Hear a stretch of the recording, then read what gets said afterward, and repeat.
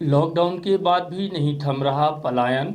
Lockdown का एक चरण समाप्त और दूसरा चालू हो चुका है। इस दौरान पूरी तरह से ट्रांसपोर्ट व्यवस्था भी बंद है। इसके बाद भी बाहर फंसे लोग लगातार रीवा पहुंच रहे हैं, जिससे दिल्ली, गुजरात, महाराष्ट्र समेत कई इलाके के लोग शामिल हैं, जिसे पूरी तरह से रोक पाने में शासन प्रशासन अक्षम साबित हो रहा है। एक तरफ जहां प्रदेश के मुखिया शिवराज सिंह चौहान समेत तमाम प्रशासनिक अधिकारी ये दावा कर रहे हैं कि लॉकडाउन के दौरान जो जहां है वहीं रुक जाए, उसके लिए सभी तरह के इंतजाम वहीं कराए जाएंगे। वहीं दूसरी तरफ देश के कोने कोने से रोज सैकड़ों लोग पैदल ही अपने अपने गंतव्यों के लिए रवाना हो रहे हैं।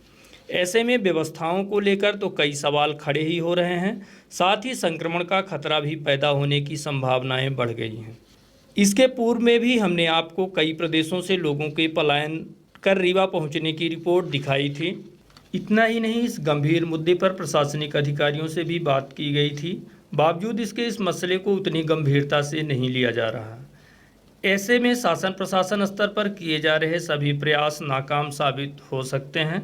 बुधवार की रात से लेकर गुरुवार तक रीवा शहर में दर्जनों लोग नागपुर, दिल्ली, मुंबई, जलगांव, सूरत समेत अन्य प्रदेशों से रीवा पहुंचे, जिनमें से कुछ लोगों की स्कैनिंग की गई और कुछ लोगों को तो ऐसे ही कह दिया गया कि स्वयं जाकर अपनी जांच, स्कैनिंग कराएं।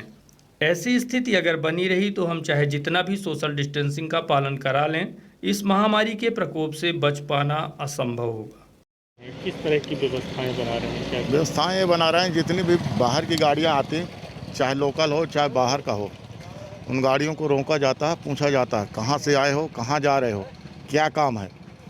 और अगर जैसे बाहर की गाड़ियां आएँ तो पूरा अपना पता ना गाँव बताएंगे, कहाँ जाना है, कैसे जाना है। हाँ, जैसे किसी के पास रहता है तो पास देख के गाड़ी को आगे बढ़ा देते हैं, उनको चेक करके। जैसे लोकल गाड़ियाँ, उनसे पूछते कहाँ जा रहे हो, बोल रहे हैं हमें दवाई खरीदने जा, पर्चा दिखाना भैया, पर्चा दिखाते हैं तो उनको जाने देते हैं। बस यही चेकिंग होती है।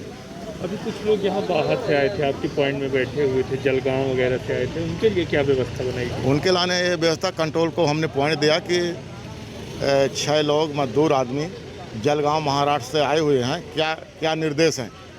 वहाँ से पॉइंट मिला कि उनको रोक के रखिए, डॉक्टर आएंगे, डॉक्टर साहब चेक करेंगे और गाड़ी भेजी जाएगी। तो हो गया, डॉक्टर साहब आए, उनको चेक किए, बोले उनको जाने दो, इनका नाम पता लिख के उनको गांव जाने दो। इतना पॉइंट मिला।